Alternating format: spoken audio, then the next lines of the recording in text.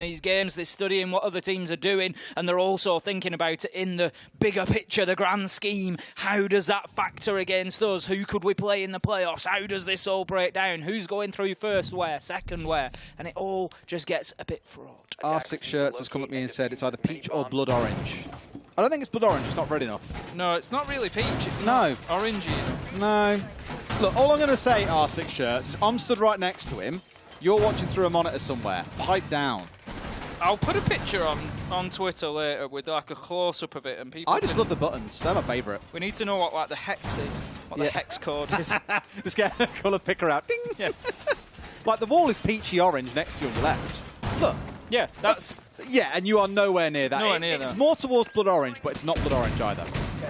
We'll figure it out at some point, but now we've got a game to cast. It's MNM Gaming for round one between Sandbox and G2. G2 start on the attacking side, and Alamau is moving over to playing on his trusty Nook, something we've seen him pick up a number of times throughout the stage, Tim. It is, and you know, we've heard from the NA players who are a little bit surprised sometimes that they don't see more Nook being played in EU. We love it because obviously it gives us the opportunity to throw a few puns around the place, Des, which I'm sure are not going to happen this time. But yes, Alamau, fantastic on it. You know, a good operator, great utility, a couple of nades in there, can get underneath, clear out roamers, quite self-sufficient, just go in there, clear out the roamers themselves, use those vertical nades just to create pressure without having to sort of directly impact on site. It's not going to be necessarily too relevant here on games, but the nades are going to come particularly useful for clearing out library stairs this time, and that's where I talk about that flexibility. Absolutely. Well, at least for now, looking on where they're trying to get control, they are aware of the Frost mats that are dotted around from Envy Taylor. Frost, a classic operator for Envy as well. Something we'll see him playing pretty much at any given opportunity on this map. So you will see more of that as things progress. Static here, who is normally their more supportive player, instead is playing on things like the Melusi. So supportive players moving forwards. However, the first engagement is between the two players we talked about so far. Alamau and Envy coming head-to-head, with Envy being the first to fall. That is a big start for G2 because you start unpicking this top floor defense and you start making Sandbox change things, move things, adjust. Now you've got Good Boy. He's been pushed into library. There's nobody mezzanine. There's an opportunity potentially for G2 to start pushing in and taking that space. I tell you now, the man at the top of library stairs just became a lot more important because if they can't hold on to that position, then Good Boy is done as well and it will start to fall apart. G2 are keeping that pressure on. They've got themselves the top floor. They're now established inside of office. They've got Citizen ready to go with the Finker outside of library. Good Boy tries to move inside of there. He's going to take some damage. G2 don't want to give away an easy pickup here. Shio, he's looking on towards the window. Good Boy does manage to get one onto Citizen, but not before the nade is released. And that's a direct trade. Alamau onto Shio, Doki onto Arakaze. And this defense has just fallen apart. And of course, Alamau's found himself a 3K so far. Static on the drop, looked like he was going to miss it, but finds the kill. Alamau closing out with a 4K. What a way to start a major, Tim. Exactly that. I said G2 coming in. People will have seen them at the beginning of stage 2, and a lot of people will have written them off for this major. Am I saying they're going to go on and win it? No, not really. But can they? Absolutely. We've been saying this for the longest time. Look at the player names that they've got on that lineup. If they can find their stride and start working together, hitting shots, they could potentially be unstoppable, Des. We've spoken, we've thrown around super team for a long time, you know, but we've got to understand why that term has been used, and that's because of the players and the ability that they've got that are being brought into the server. And G2 just showed us that there. Beautiful play, got in there, just kill after kill after kill, and very nicely swept up from them. Absolutely. And the beauty is, I did a little podcast with Lycan before we came to the major, and he was talking about the power of attacker repick we've all come to see. Not many teams really utilize it as much as they should, but look on the side of G2 here, Tim. 4 players changing away from the similar picks they made in the last round. You've got the Ying being brought along, the DKB returns once again, the Book coming in place of the Sledge. Just a total change in what their game plan is here now. They're knowing what site they're going into. G2 have got a plan here, and Sandbox need to be ready. heading into round number 2 then. Alamai switching across onto the Dorkaby this time. It's going to be bringing that utility with the universal phone calls, which will help narrow down the roamers.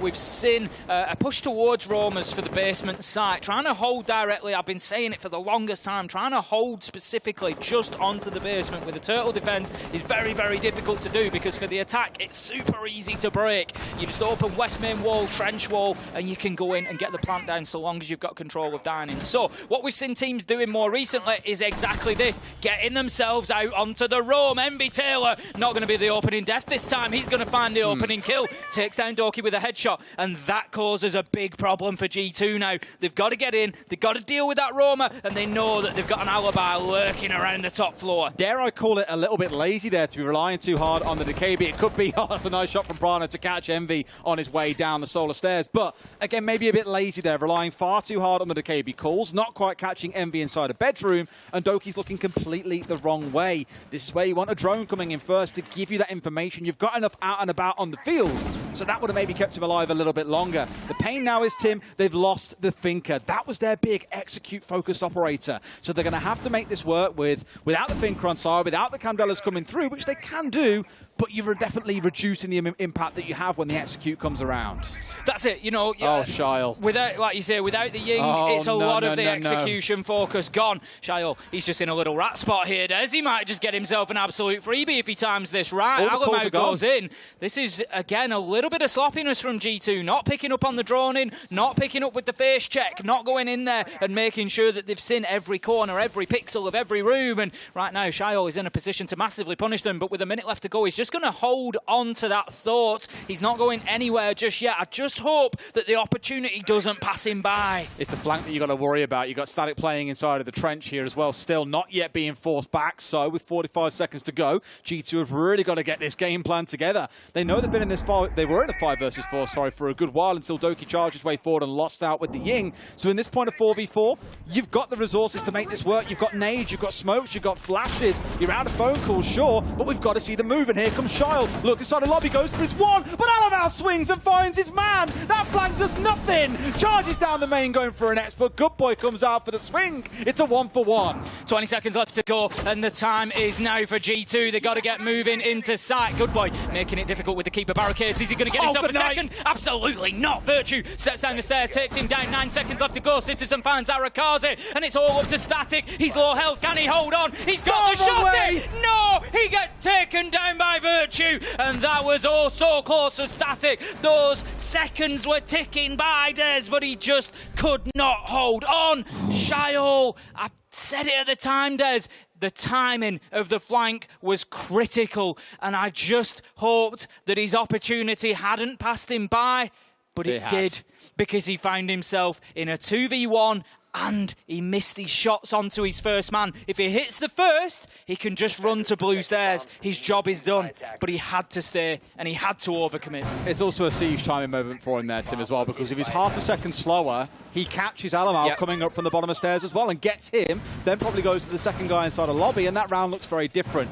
One thing I don't want to take away from, or sorry, I do want to take away from here, I know G2 got the round win, but let's look at a few things again. Doki going down early by himself was a little bit questionable. They've got a DKB on side, they've got 7 drones alive. You had all the information to know someone was upstairs. You have no idea about Charlotte. It's kind of pot luck that he missed his first shot, and Alamau was in the spot to instantly go for the fight back to get the return kill. But those are 2 moments in that round that I'm looking at and thinking, Sandbox, or potentially a team that's really, any other team here that's got a real strong capability to do so, could have run away with the round from that point and saw it close out. It almost came down to a static clutch. It's all good leaning on the hero plays. I'm almost kind of coming around to a way of thinking that that's a very viable strategy. If you've got great gunners, let them frag out. Why not? But it makes me nervous that if you come up against a team that can shut that kind of stuff down, you're struggling in the later parts of this tournament.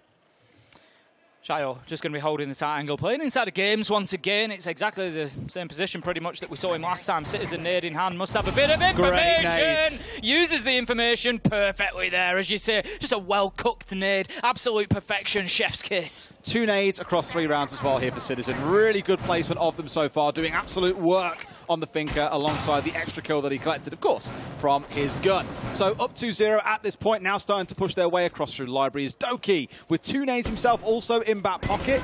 0 and 2, again being a little bit off the leash, dare we say to him so far, charging his way forwards. Hopefully, with a little bit more control here, though, can get himself into the game. That's it. With a couple of kills from Dork, it could be a really dangerous thing for Sandbox here because it'll do exactly that. It'll just spur him on to more. That is good play from Good Boy there. Going to be taking down the Rotero drone as it comes in. Just the big factor there is protecting that shield on top of Piano because it prevents the attackers playing onto the double door that's bang in front of you. Alamau's going for it again. Easy. This time he gets away with it. And as you say, there's a little bit too easy because now Good Boy's been forced back behind the half wall and things start opening up for G2.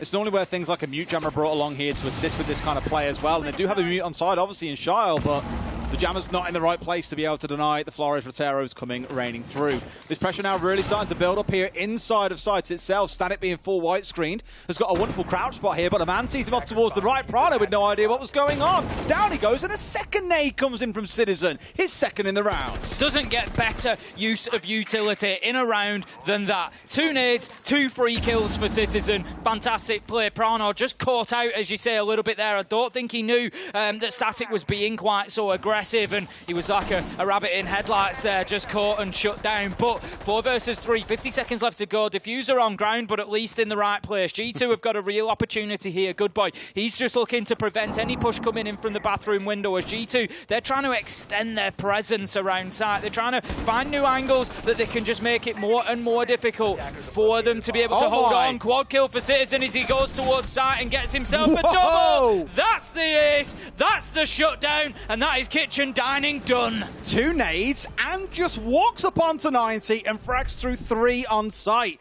I don't know if that's because Sandbox had so much focus going upstairs here. I won't lie, in that round, I wrongly assault we were on the top floor site, but we were not, of course. We were downstairs inside a kitchen. But it just goes to show how good and how committed Sandbox were to that hold on the top floor. But even with, again, a kill onto Prano, small things going their way, G2, with the big hero plays, find the kills they sorely need. Going to be heading towards Gaming. Next up is going to be our next site. And the thing is, if you remember, this is what I was saying at the beginning. I said about G2, I use that super team tag, which I often try to avoid, really. But the reason that I said it is exactly that. There are rounds that are going to be won by these players as individuals. Citizen, exactly, coming in with an ace, proving the point there. That is the ability that they've got within this team. So it's not going to be, easy for anybody to potentially walk over this G2 side if they are playing well. And right now, they're looking pretty sharp. We've got to remember, they're on the attack of Chalet. Let's not get carried away. We expect the attackers to do well here, and G2 are doing exactly that. But the question I would pose then is, when the sides switch, do you see this Sandbox side doing as well as G2? It's an attacker-leaning game, is the thing at the minute, and Chalet is an attacker-leaning map, I'll give them that. But what I'm looking at here, Tim, is 8 nades coming through for G2. When Citizen's just found 2 kills from 2 nades, why not bring 8 and hopefully you find all 5 kills with them?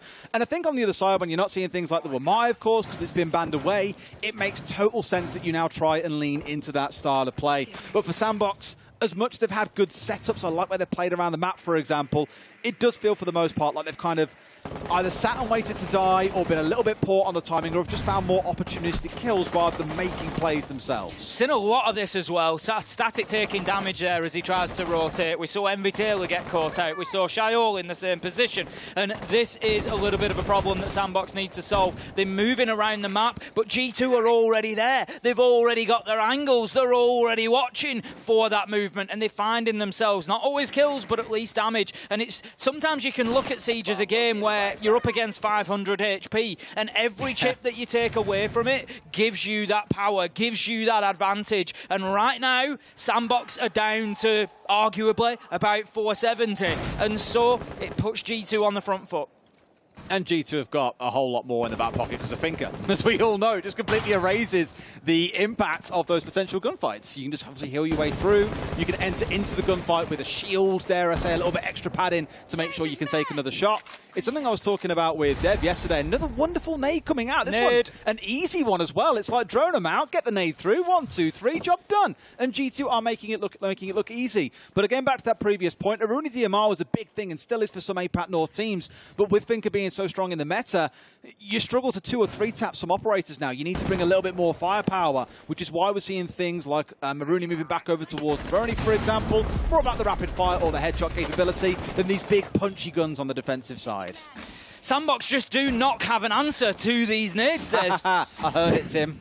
They just can't get away from them. They can't stop dying to them. It's forcing them out of position. They're even bringing the utility to deal with it. They've got the ADSs, but it doesn't matter where they're being played.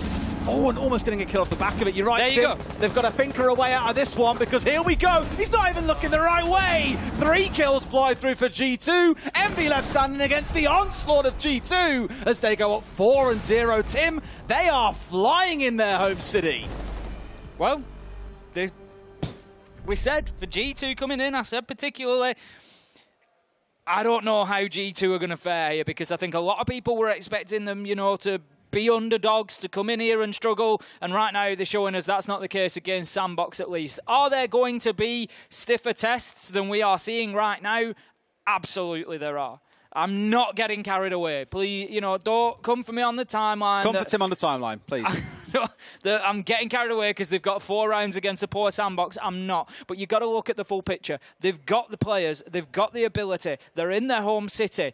They've just got those comforts. They don't have the same travel, potential problems. Just everything comes together. They have had to travel here. They don't, all of them live here all the time. But it's just about that, knowing where stuff is. Just having that level of comfort. With the local Five Guys, just a guess, yeah, why not? Other food stores are available. As we get back into game, then we've had our timeout at this point. It is still 4-0 to G2, and Sandbox need to get something back on track. Across the whole team, they have less kills than 2 players of G2, than 2 of the players on G2 have. Alamau and Citizen absolutely flying in this game, as the nades have been. I'm pretty sure 5 of their kills so far, Tim, have come in from nades. Just Sandbox finding themselves sat in odd spots, trying to play out around the map, but playing pretty static, dare I say, to steal the player's name. And G2 are just like, hey, he ain't moving. Chuck a nade there and get a free kill.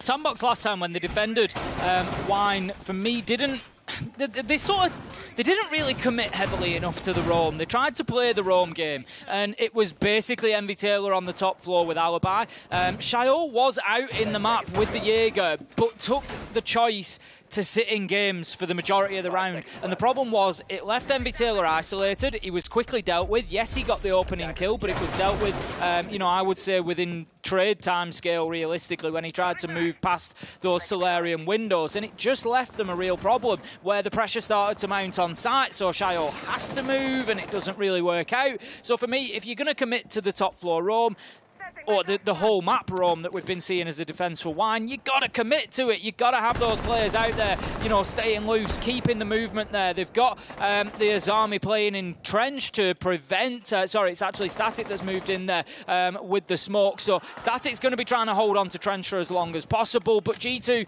they can't go near that until they've cleared out the rest of the map. So if you're doing it, Sandbox, commit to it. Keep your men out in the map and try to burn as much time as you can. Yeah. And I think, again, we saw how they got a freebie last time round with Envy getting the pickup onto Doki as he came charging in through Solar. So at least this time round, G2 have kind of changed on that side.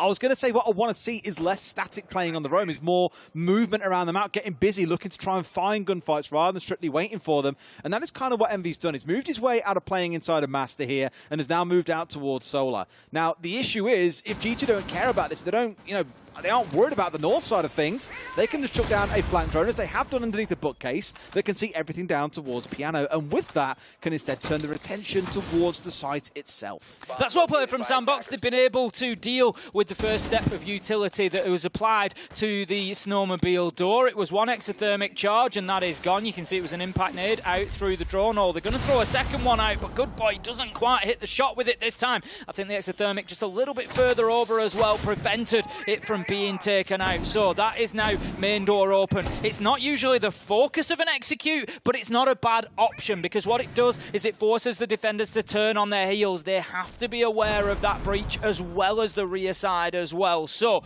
Sandbox, they've got a lot to think about here, but I will say it's been a better round for them than previous. They're still 5v5 at least. Envy sat there waiting for them to come to him when it's just not going to happen. That's not their focus. Yeah, he still hasn't moved inside a bathroom. The pings come in. They have an idea that he's up there as well. So at this point, what's the worry? You can hit sight and just say, yeah, he won't be here in time. We can crack on. And that's exactly what Doki's going through. First one eaten by an ADS. Finds the second man, but can't quite get the kill. Sees one on Pillar. Going for crouch high. Alamo on the backside as well. Finds Static as he's hit them with the backstab. Incoming with the plant as well. 2 kills already down. And you start to wonder, where is the solace for Sandbox? It's nowhere to be found. Virtue gets Envy on the flank. And Charl is last alive. In they come for the swing. G2 cannot be stopped. That was absolutely ridiculous play from Doki there. Candela goes down, and he's just in his element inside a connector. That's where Doki wants to be. As well. That's where Doki wants to be. He wants to be in amongst it. Shot to the left, shot to the right. That's perfect for him. That is his real territory to operate, and he's just shown us how well he can do. Created so much space for G2, because all that happened was that Sandbox went, oh no, we're dying from connector. All eyes go to connector, and the rest of G2 step in and go, yeah, no problem, we'll come in through the back door, we'll come in through the main stairs, we'll come through everywhere. It was Alamo coming in from Trench at top side that was the real swing, because he stepped in, got the kill into Blue onto Static, who was sat there, and it was like, well, now what? You've got no cover inside of Blue remaining, your pillar player's now being pinched in from 2 sides. You're screwed, basically. And when Envy finally starts to make his move and leaves the bathroom, Virtue sat on flank watch. Like, G2 aren't having to do anything particularly complicated. They're playing it wonderfully. I will not take that away from them. But Sandbox, you cannot sit out on the roam on top floor for 2.5 minutes and then think, oh, I guess I best move now. If they haven't come for you inside 60 seconds, you want to be moving. Go and find something else to do around the map, else you're going to be flank watched all game and you have 0 impacts. There's 2 things happening here at the same time. You know, we often talk about, you know, our teams winning it or our teams losing a game. And there's both of those things are happening simultaneously here. G2 are playing well and they are winning the game. They are beating the team that's in front of them. And Sandbox, they are losing this game. You know, they're leaving too many holes, too many cracks. They're not, you know, shutting down what G2 are trying to do on the attack. And what happens? It's a perfect storm. When a team are winning it and a team are losing it on the other side, that's when you start getting 6-0 halves. That's when you start getting 7-0 games. I mean, Tim, just looking down their kills again, they've got 7 across the entire game, across 5 rounds. 5 rounds, 35 potential kills. It is not looking 25, good. 25. It just doesn't look good, no matter which way you want to look at things. In comes Citizen, sees the man still going quiet here, but Virtue steals his Just chased him into him. It was perfectly He didn't know. He had no idea he was there. If he pops his head up again now, maybe find the second man. Good boy is sat at the top of these stairs. Up comes Citizen, sees the man, but again, just misses out by a fraction on what could have been his second kill in the round. But it was good trigger discipline from Citizen to let Virtue find the kill. The problem that Sandbox have got now is that G2 are playing with real confidence here. That's the problem. You can see it with Citizen moving in so quickly, for example. Now, Sandbox have been able to put the brakes on a little bit, but Citizen gets the job done to get that breach open. The Azami is above, so they need to be very careful of Static, making sure he doesn't hit them from the flank, but I think they're aware of that. Prano's heading up there to start dealing with this top floor problem. The thing is, G2 need to not get carried away. As I said, they're playing with confidence, they're playing on aggression, they're playing on speed, that's fine, but just remember, you got 3 minutes to do everything you need to do. Don't let somebody creep through and get a kill from behind because you haven't taken the time to go and clear them out. And G2 have actually hit that pause button on this attack pretty well here. And at this point as well, they're starting to force him out. Yes, you've got a couple of Azami barriers down. You've got Static up here now darting away. So he has taken the right call. It's the kind of thing I was mentioning for Sandbox is, look, spend a bit of time there, but be willing to move when things start to get dicey or when the situation changes in the round. And Static has read that very well. Static's just going to be holding this long angle, but no, G2 once again have done what they've been doing so far so well, has been to go in, identify the problem, close him down and deal with him. Static taken out now leaves only ground floor defenders, so G2 can start thinking about sight, they can start thinking about putting Prano in a position to put that diffuser down. They haven't needed to actually go for that final execute yet. Good boy, he's just going to wait for the longest time here. He doesn't need to push this. The onus is on Virtue to do something, but here comes the sneak attack from behind. Citizen knows the corner's clear now. Prano can go in with the cover of Citizen and start getting the diffuser down. That's going to be the kill. Citizen on onto Arakaze. Citizen onto Good Boy. And what a day Citizen is having. Unleashed is the only way I can describe this so far today. The boys look phenomenal. Like every gunfight they're winning. The nade placements, the team play. Again, you're against an opponent that, let's be honest, ain't really punch you back at this point, but it still has the core fundamentals that are showing. This team's game against the Soniqs later is going to be a screamer. This is it, like I said, I won't, yes, I know people are going to be saying, well, Sandbox aren't really, competing to the level we'd normally expect here in this matchup, and you're absolutely right. But I've said it countless times, teams can only beat what is in front of them, Absolutely. and G2 are doing that right now. I won't have it said that they're not playing well, that they're not going in there and dealing with what's in front of them, because they are. There are problems at times, and they are finding the solutions, and they are every time putting Sandbox in positions, and to a degree Sandbox are putting themselves in those positions where they're on the back foot in these gunfights, where they are in a difficult position to hold on to, but G2 are taking full advantage of that as well. So they're going to move on to the defense now. It's going to be 6-0 in that first half, a perfect clean sweep on the attack. Can G2 do it on the defense? It's somewhere we have had question marks about G2 in the past, the recent past. Yeah. I mean, defense is difficult for a lot of teams at the minute. Again, something else I'll tell you what, Shyle. Doki. The problem is G2 are playing defense with confidence now. Yeah, Doki's barking. He's barking at him. He's ready to go.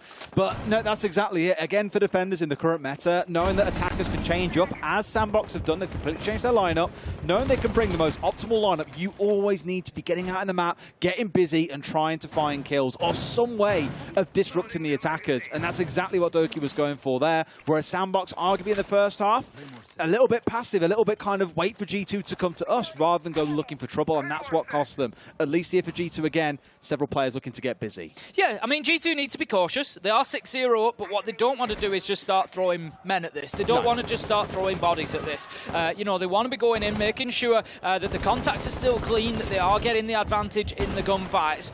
They don't need to pressure this too much now. There's nothing wrong with, take the opportunity of a quick peek. Here go Sandbox, pushing in. They're going to get one in trophy. Can they find a second? Good boy. Going in with the LMG in hand. No shutdown. Important kill from that man Citizen. Once again, he continues to hold on to Kitchen. And another one onto Arakaze before ultimately being shut down by Shayo. But that leaves us now 3v3. G2 still in control of site. They know the push is coming for trophy. Doki finds just a couple of picks in the glass case in trophy and gets himself a trophy for a beautiful headshot. 3v2. DMR v DMR, and Static wins out in the 2v2. Tim, there's still 90 seconds left to go in the round, so things could even slow down here for a short while whilst the teams kind of reconfigure, recontemplate what it is they're trying to focus on here, because Alamau's held the upstairs this entire time. He hasn't budged. He has moved around the top floor a little bit, but hasn't bothered getting involved in the fighting downstairs, just showing the confidence that he had in his teammates to hold down the site itself.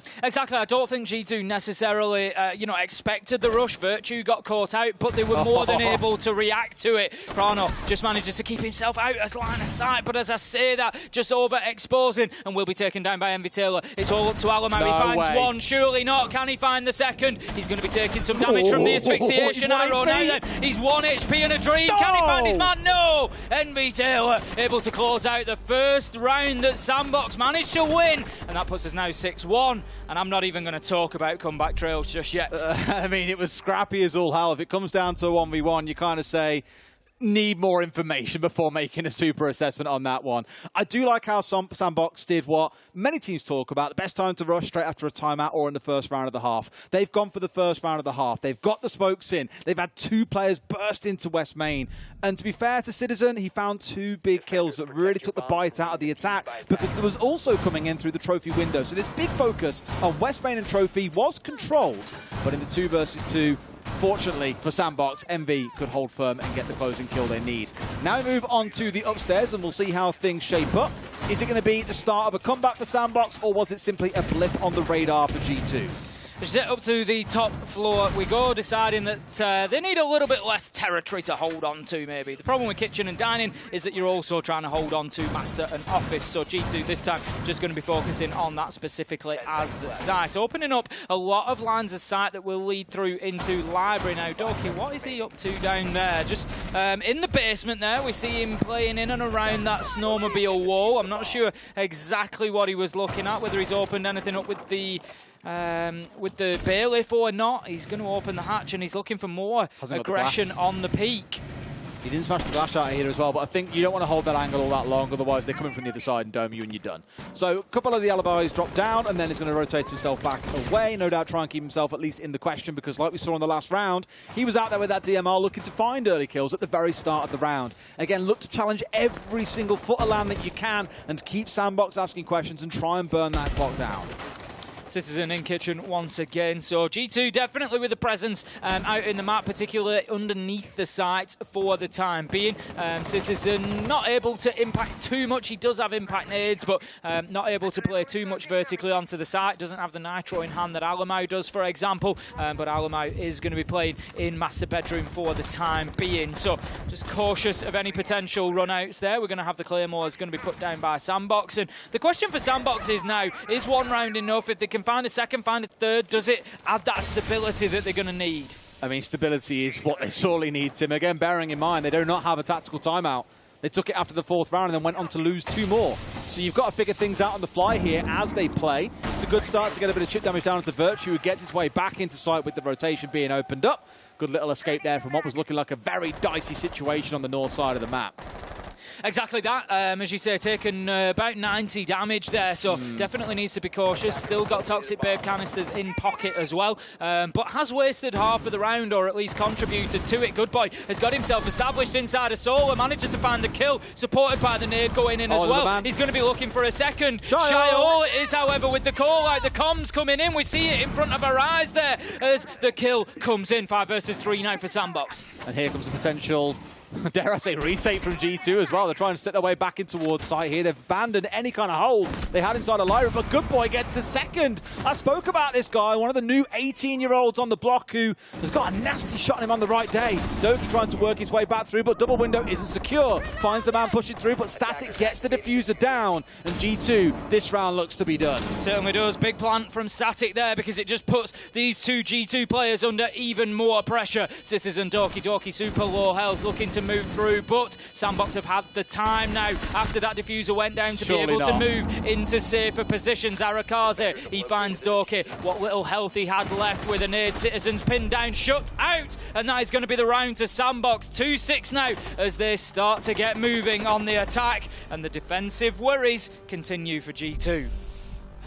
It's one of those in a way where the two of them are looking to, and this is referring to Alamau and Prano, they were looking to be hyper-aggressive in towards Solar, but the big issue they had was, well, you don't really have the angle control. There were nades coming flying at you. You had 2 players springing in on you, and it's almost like they were trying to force the issue. They were trying to force a response back to get something going for them. But once those 2 players had gone down, it was done and dusted. I'm going to have a timeout coming in for G2. I love our new interface that we get here. I commented on it in the last game, T-Des. We've got, it tells you who it is up at the top of the screen, exactly how long is remaining on the timeout. And we've also got the details down at the bottom as to how many timeouts are remaining. Each team can have 1 during the period of the match. So you can see there, they're on out 0 left. We're going to play this one out to the finish. G2 just deciding after those 2 rounds, I don't think it's so much about the 2 rounds. It's about the manner of the losses in those 2 rounds where they think we need to just try and put the brakes on here a little bit. Absolutely. Well, let's see if they can recover things here. G2, well, I say recover. If they've recovered it, they win. But Sandbox are kind of on that point where, okay, first round, it was scrappy. It came down to a 1v1. Second round, much more in control. Dealt with the 2 players of G2 that stood in your way.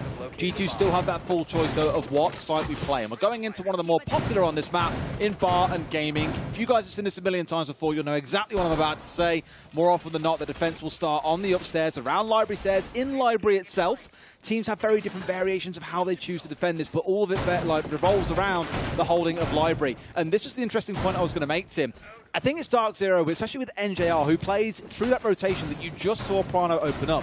Most teams will actually reinforce that wall off entirely, but G2 here are opening basically everything up so they can play through it and just rotate through quite comfortably. You do need some ADSs inside a library so you don't get naded inside a box, for example, but that'll be where Prano starts dropping these down now to catch any nades that do come singing through. Yeah, as you say, it's especially with the keeper barricades as well. They're going to add, you know, an extra layer of protection there potentially, because you've then got Doki Doki, who's maybe a little bit more able to peek to support anybody who's playing inside of Library Box. Envy Taylor's going to take some early damage there, but Virtue's going to take more as we have another one of those peaking battles coming out. G2 have chosen to get aggressive at the beginning of every single one of their defensive rounds so far and take those peaks outside of the map, but Sandbox are certainly waking up and they are ready for them. Well, they've completely changed around who's playing what here as well, where Alamal's now back onto the operator that made him famous, dare we say, the smoke, whereas Virtue's being given that agency to get out on the roam. A total reverse to what we saw in the previous round. So I like how maybe they're saying here, right, okay, can we play the roam a little bit differently here? It's a different site as well. Let's rotate around exactly who's doing what. And for Sandbox, they're still looking to get the initial setup done, given we are only 60 seconds into the round. A little bit over-aggressive with the droning, I think, there from Sandbox, just giving one away to a mute jammer. We know how critical that drone utility can be. They've still got plenty on board, 8 left alive, so it's not the end of the world for them. But they certainly don't want to be giving them away for free like that. Arakaze still trying to get established inside a library, as you say, playing into a corner where there is nobody present. Instead, the danger is Prano inside of Library Box. Going to clear out the first Kiba barricade there. Kills come in. Doki Prano beautifully dealt with by Sandbox as they just get themselves straight into Library. Again, it's a really good execute. They make the call. The nades come through. The players swarm inside a library. They get 2 kills. It's as easy as 1, 2, 3, Tim. And this again is why so many players are saying attacking is just so easy compared to defense at the moment. You jump in with juiced up HP thanks to the Finky. You got nades supporting you, big guns. Defenders will struggle to respond more often than not, and that's exactly what G2 are now discovering. They're down to a 2 versus 5, and with Sandbox with 60 seconds on the clock, there's no way they don't close out this round. Absolutely not. Virtue holding that vertical angle. If anybody oversteps, the problem is he's only going to get himself one, and there's more of a fight back required. Bullets coming in from both directions. He was caught in a crossfire. Alamai manages to find Arakaze, but that is going to be the limit as Shayo finds the trade, and that's going to be Sandbox bringing themselves to 3-6. And now it might just be time to start talking about the potential for that comeback. Do we dare? Do we dare? We've got to at some point. I mean, the thing is, I'm pretty sure it was Sandbox who were up 6-0 on Consulate and still lost it 8-6. I forget where it was at, whether it was a major or if it was in the stage play. But they have been up 6-0 before and still lost the map 8-6. So don't count them out. They know what it's like to be on the receiving end of that. G2 moving over to Kitchen Dining once again here. So scrambling for ideas, Tim. Kind of feeling, okay, maybe we've got a better chance over here doing A, B, C, and D rather than X, Y, and Z over there. It just feels maybe that they're starting to run out of ideas here. Maybe that sense of panic is starting to creep in. I mean, we haven't really seen the proper, I'll use proper in inverted commas, attack for Sandbox on this site. If you remember, we saw it back in round 7. It was G2's first defensive choice, and Sandbox rushed it. They went in through West Main window, and they just looked to aggress and get themselves in trophy, get themselves established. G2 were able to scrap and keep themselves into the late round, but ultimately Sandbox got the win. It was a 1v2 for Alamau that he brought back to a 1v1. But G2, they haven't seen a proper attack here, so I can understand that maybe they've got a little bit of confidence to think, let's really see what Sandbox can do on this site when they're not going to rush in.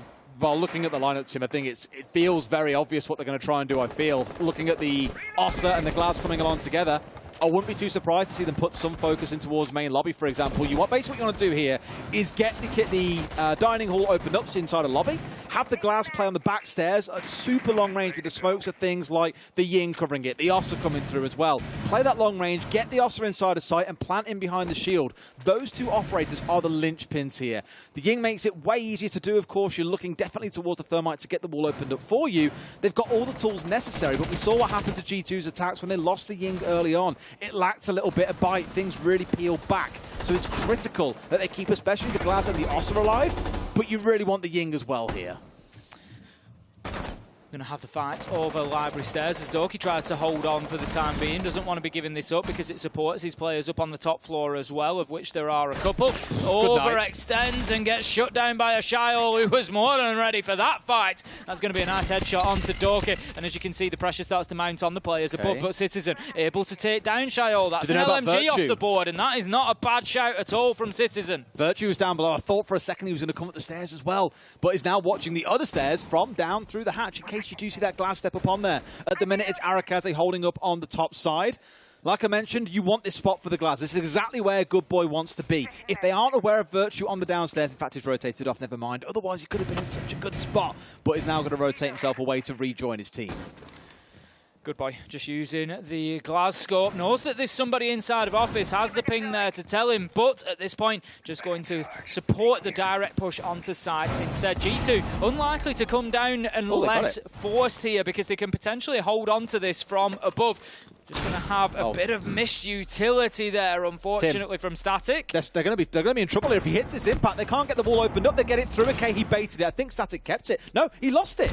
Okay, the wall's open. I was going to say, thank God. Otherwise, this attack was very suddenly in the gutter. They've got the setup they need. The Ossa needs to get in spot. The Glads has got to do his work. They've got all the components coming together. They've just got to be so careful about the players on the upstairs. That's the thing. They haven't taken that top floor control. Envy Taylor, he's going to take a lot of damage. 35 seconds left to go, and the time is now for Sandbox to start pushing forward. The glasses of the Warden could be particularly important as Alamau keeps his vision. He's able to get one. He's able to get two. He's able to get three. Alamau on the long range might just have won this opening game for G2 as we now find ourselves in a 3 versus 1. It's Harakazi on the Ossa. He's got 15 seconds left to go, and he's got an absolute mountain of work ahead of him. The diffuser is down. It's in no man's land. He's going to have to push into the lines of sight of G2 here with 5 seconds left to go. Surely this one is over, and G2 take the full 3 points to kick them off at the Berlin Major.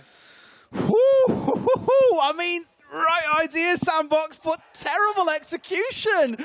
Why is your Glass sprinting inside of sight when you've got smokes down? It's why you bring the Glazes to make use of the smokes. But he comes charging in.